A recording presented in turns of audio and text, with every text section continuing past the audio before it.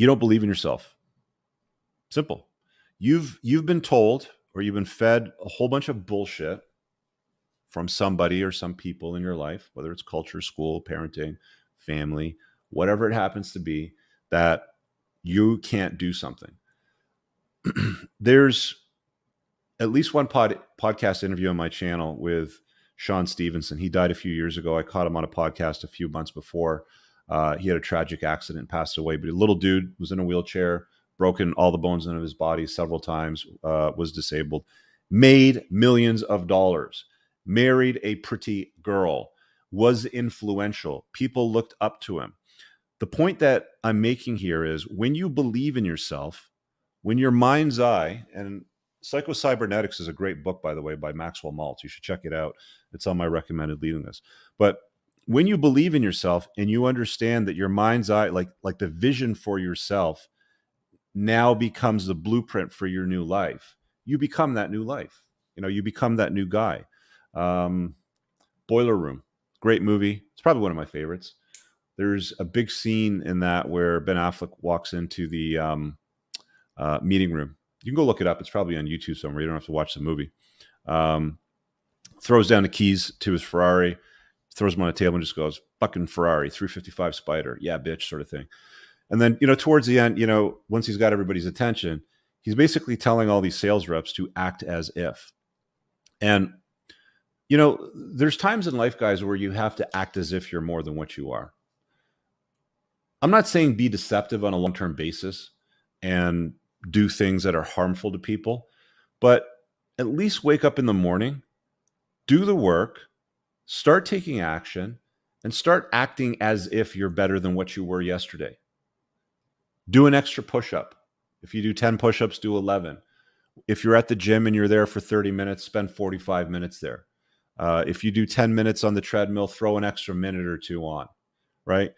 Like the taking action part's part of it, but start acting as if you're better than what you actually are, right?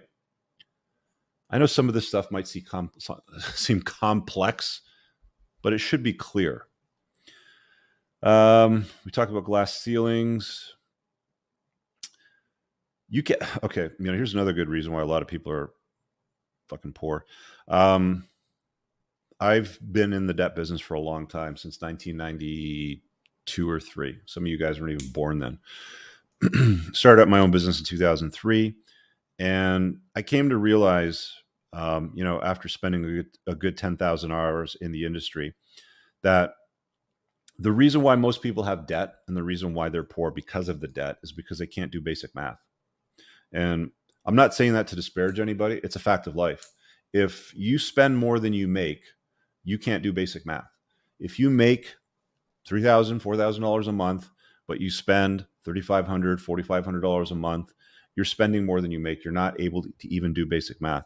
And income minus expenses is a very, very simple equation to figure out. I don't know why they don't teach it in school. They teach you all this other fucking bullshit that you never apply to real life. But so many people out there today are carrying unsecured debt, credit card debt, lines of credits, overdrafts, sundries, very, very high interest rates on high risk loans, car loans, leases, and stuff like that, because they're not doing basic math in their head.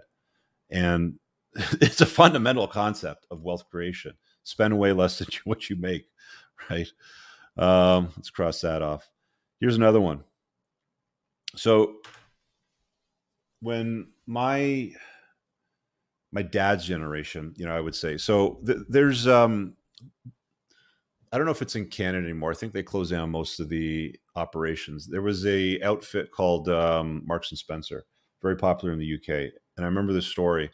Like today, you'll go to a store if you want to buy a sweater, and you put your credit card down, you buy it, and then they send you the bill, and you're supposed to pay it off in full when you get the bill.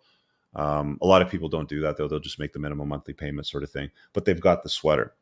So the concept of delayed gratification is foreign to a lot of people today, because we live in a society where it's pop this pill, lose 25 pounds in 3 days, rub this cream under your eye, wipe away 15 years of wrinkles, sort of thing. Like, this is what people want. They want instant gratification, that instant dopamine hit. That's why porn does so well for a lot of guys. It's instant dopamine hit. They turn it on, they play, they do their thing, they're done, right? And that instant dopamine hit, it's dangerous. Back to the story, of the old man with the Marks and Spencer and the sweater. Back in those days, if you wanted that sweater, you'd go work, you'd go to the store, you'd put down your couple pence, or if you're in Canada, whatever, whatever, buck or two sort of thing. And then, you go back in your next paycheck and you pay, make another installment until you were paid in full, and then you take the sweater home, sort of thing.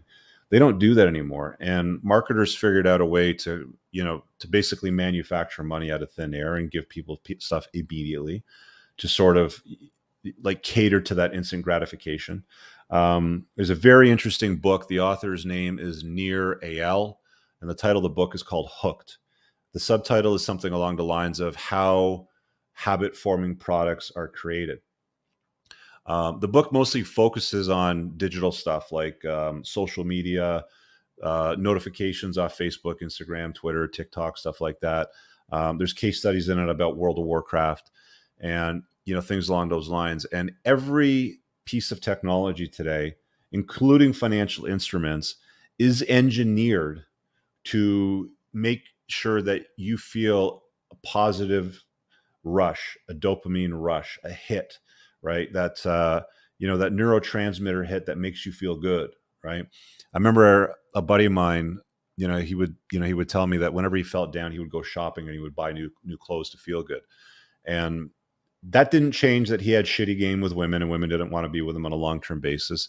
That didn't change the fact that he was fat in the clothes. And even though they were nice clothes and they look like nice clothes, he didn't look good in them. It didn't change any of those facts. But the dopamine hit when he went to the store and he walked out, from the store with a new bag in his hand, wearing it, to the office, to whatever event, we happened to go to. And he thought that he looked better than he did before, right? Delayed gratification is an important thing. And it's a lost art. I've been training since I was, 13 or 14 years old. My dad gave me a direct response mailer, which I think was Charles Atlas's program called Dynamic Tensions. You can go Google it, Dynamic Tensions, Google, Charles Atlas.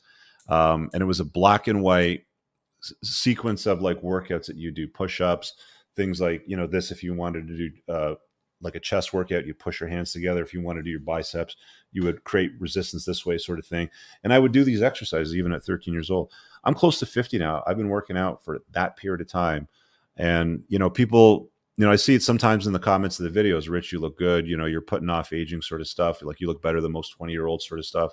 Yeah, because I've put in the time, I've put in the reps, delayed gratification, right? And I'm doing the best that I can for myself so I can live in a happy, healthy body and live a great life. But that's ingrained in my DNA. And most people don't have that. They don't understand you have to put in the time. They're either lazy, stupid, or maybe even arrogant, to be honest with you. And that's why, they're generally poor, is because they don't want to do the work. They don't know how to do the work, which doesn't make any sense to me because the resources are there. You can get the information, you can go find it, or they just don't feel like they don't need to because they're arrogant.